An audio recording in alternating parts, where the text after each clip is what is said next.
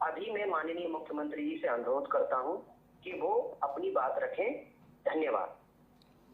मेरे प्यारे हरियाणा के भाइयों बहनों, आज एक विशेष प्रकार के विषय की बात करने के लिए मैं आपके साथ जुड़ा हूं।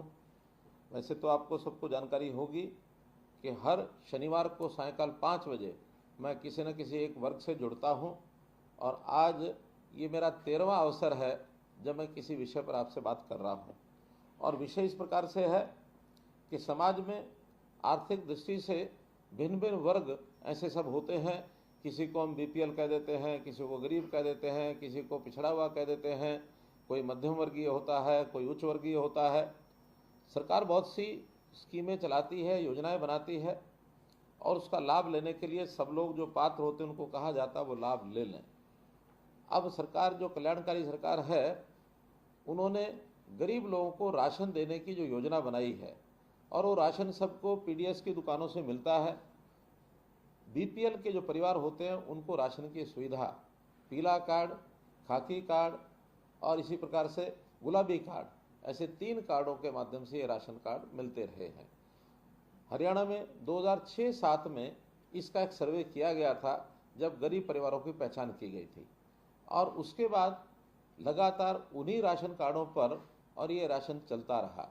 एक बार हमने 2018 में या 2019 में ऐसे जो SCCC डाटा एक बना हुआ है उसके आधार के ऊपर कुछ और परिवारों को चिन्हित किया था और लगभग 50,000 नए कार्ड बनाए थे।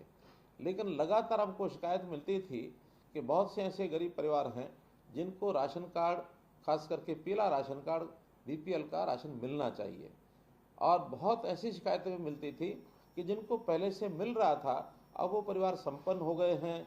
किसी का मकान अच्छा बना है तो कोई सरकारी नौकरी प्राप्त कर गया है, किसी के पास गाड़ियां भी हैं, किसी के पास बच्चे उनके अच्छे स्कूलों में भी पढ़ते हैं, कोई अच्छे मकान बना के रहता है, तो उनके कार्ड नहीं बनने चाहिए।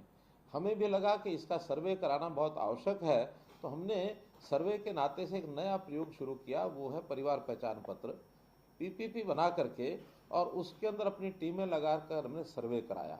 72 लाख परिवार पूरे हरियाणा में हैं जिनका ये सर्वे हुआ है, और इसके अंदर जो पहले बीपीएल की शर्त 1,20,000 रुपये वार्षिक होती थी, हमने उसमें इस बीपीएल की सीमा को बढ़ा करके 1,80,000 भी किया, और सब मिलाकर ये ध्यान में आया कि 12.5 लाख परिवार ऐसे हैं जिनका राशन कार्ड बनना चाहिए, अभी बना हुआ नहीं है।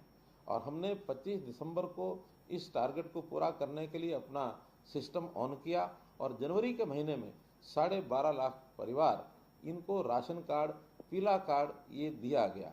एक बात ध्यान करने लायक है, हमने खाकी कार्ड जो ओपीएच कार्ड होता था उस व्यवस्था को भी समाप्त किया, और उस ओपीएच कार्ड को भी बीपीएल कार्ड की श्रेणी में ले आए।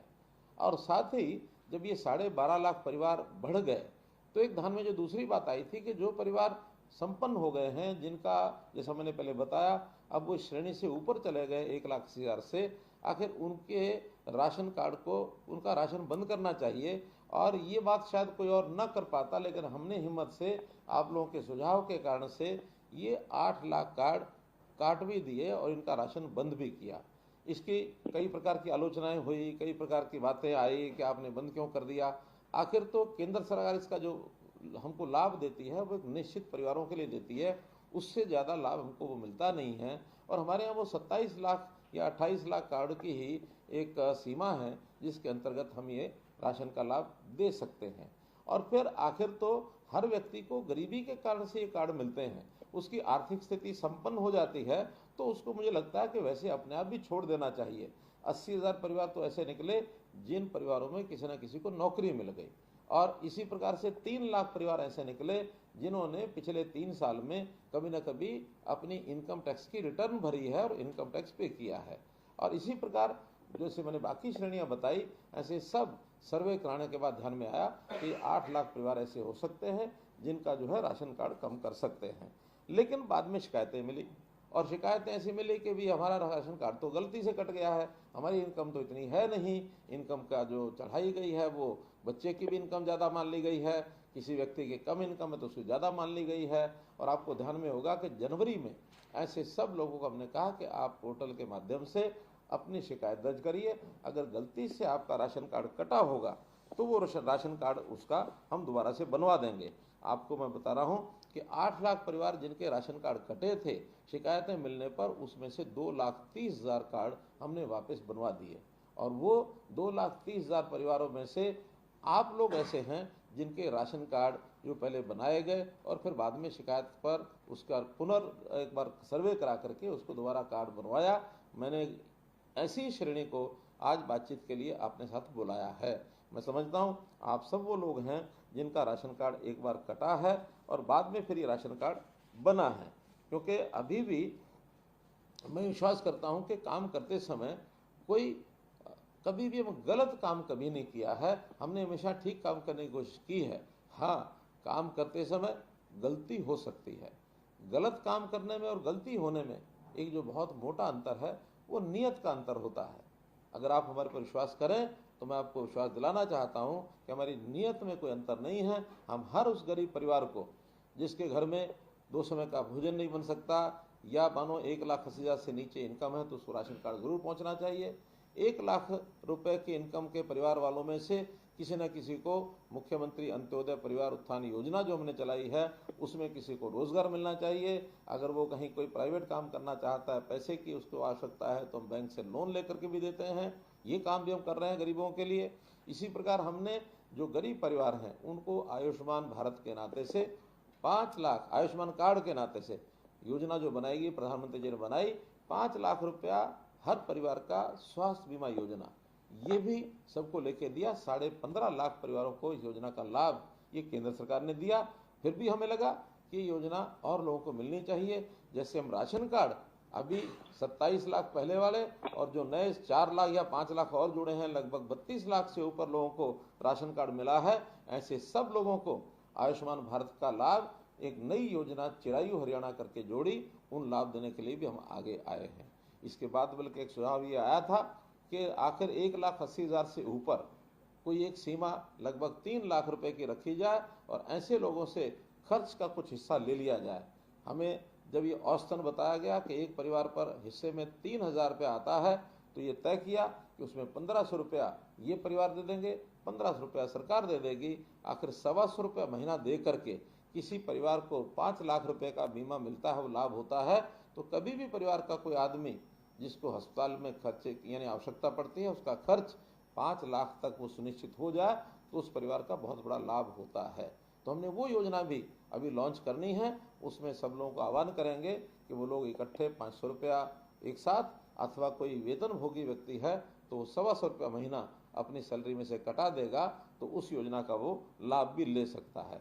यहीं तक सीमित नहीं रहे, हमने कहा कि ऐसे जो लोग हैं जो बीमार हुए नहीं हुए हों लेकिन कभी भी उनको कोई अस्वस्थता का कारण बन सकता है, तो ऐसे लोगों का क्यों नहीं एक बार यानी शारीरिक स्वास्थ्य परीक्षण ये होना चाहिए। हमने इस योजना को भी लागू कर दिया है और इस योजना का नाम रखा है निरोगी हरियाणा।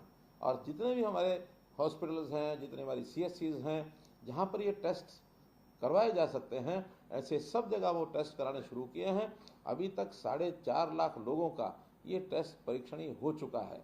बड़ी संख्या है, 1 करोड़ के लगभग संख्या है। हम आगे चल करके जितने प्राइवेट हॉस्पिटल हैं, जितने लैब्स हैं टेस्ट करने वाली, इन सबको भी एक सरकारी उनके साथ समझौता करके इनके वहाँ भी ऐसे जो परीक्षण हैं उनको करने का और एक हम कार्यक्रम लेने वाले हैं ताकि करोड़ों की जनता का जो परीक्षण है ये पहले हो सके। जब स्वास्थ्य परीक्षण होगा तो छोटी बड़ी कमी चाहे जो भी नजर आएगी उसका समय पर इलाज कराना ये कई बार संभव हो पाता है। अगर पता न लगे तो बीमारी इस स्तर तक पहुंच जाती है कि कई बार तो वापस लौटना भी मुश्किल हो जाता है कि बीमारी गंभीर हो जाती है। गंभीर बीमारी, लाइलाज बीमारी, तो जीवन भी जोखिम में पड़ जाता है।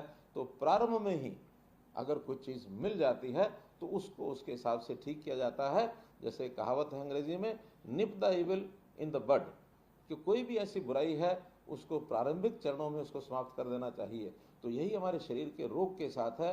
अगर प्रारंभिक भी कोई जानकारी मिल जाए तो उसका तुरंत इलाज कराना संभव हो जाता है, उसका भी हमको लाभ हो सकता है। तो मित्रों, हमारी सरकार ये गरीब की सरकार, ये उस ज़रूरतमंद की सरकार, नीडी आदमी की, जिसको समय पर जो लाभ मिलना चाहिए वो मिल सके, इसके लिए हम काम करते हैं। हाँ, एक बात का मैं और निवेदन हमेशा करता हूं कि किसी को भी गरीब रहने में, गरीब कहलाने में आनंद नहीं आता है। आखिर गरीब हमारी मजबूरी हो सकती है। हमें प्रयत्न करके इस गरीबी में से बाहर कैसे निकलना, इसमें सरकार सहयोग करेगी। हम बाकी जो समाज में बहुत समाज सेवी संस्थाएं होती हैं, NGOs हैं, CSR के माध्यम से लोग काम करते हैं, इनको भी सबको कहते हैं कि आप लोग अपने आसपास के क्षेत्र में रहने वाले ऐसे लोगों को, उनको रोजगार के नाते उनकी मदद करिए। रोजगार में हम उनको, बच्चों को शिक्षा दिलाते हैं, मुफ्त में शिक्षा, बाद में उनकी हुनर की विकास, उनका विकास, स्किलिंग कराते हैं, और फिर कैंप्स लगा करके ऐसे गरीब परिवारों के लोगों को बुलाकर उनकी सहायता करते हैं, ताकि वो लोग कमाई करके और कैसे 1 लाख से 1,80,000 तक पहुँचे, और कैसे 1,80,000 से ऊपर इस सर्कल को छोड़ दें और उनका स्वाभिमान बढ़े। स्वाभिमानी होकर के वो ये कहें कि हाँ, अब हम पैरों पर खड़े हो गए हैं, अब हमको अगर ये जो सहायता सरकारी मिलती है ये छोड़नी भी पड़े तो ये हम छोड़ सकते हैं। आपको याद होगा कि प्रधानमंत्री जी ने एक बार गिव अप स्कीम चलाई थी, और उस गिव अप स्कीम में जब गैस के सिलेंडर की सब्सिडी मिलती थी तो आह्वान किया था, और उस समय यानी देश भर में 1 करोड़ लोगों ने, लगभग 1 करोड़ लोगों ने और गैस की सब्सिडी छोड़ दी थी। ऐसे ही ये समाज अपील पर बहुत काम करता है। मैं अपील का एक और उदाहरण आपको ध्यान कराता हूँ। जब 1966 में 65 में जब देश में लाल बहादुर शास्त्री प्रधानमंत्री थे, हमको पता है उस समय अन्न का संकट हुआ था। अपने देश में अन्न कम हो गया था, खाने वाले लोगों की जितनी मात्रा थी उसकी तुलना में। उस समय देश के प्रधानमंत्री लाल बहादुर शास्त्री थे।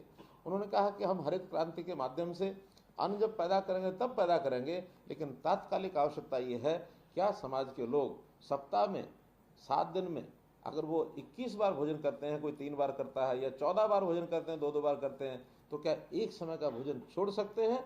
मुझे आज भी बहुत बुजुर्ग ऐसे मिलते हैं जो सोमवार रात्रि का भोजन वो लाल बहादुर शास्त्री जी की अपील पर जो छोड़ा था, आज भी उन्होंने जीवन में अपनाया हुआ है।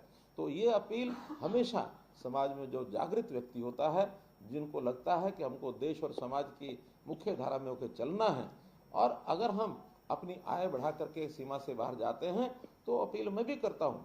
आखिर ये राशन कार्ड के नाते से या BPL के नाते से हमको सालाना लाभ कितना मिलता है? हमको सालाना लाभ मिलता है, अगर 20 किलो अनाज एक परिवार का एवरेज जाता है और 20 रुपया किलो का भी लाभ हो तो 400 रुपया महीना, अर्थात 48 रुपया साल।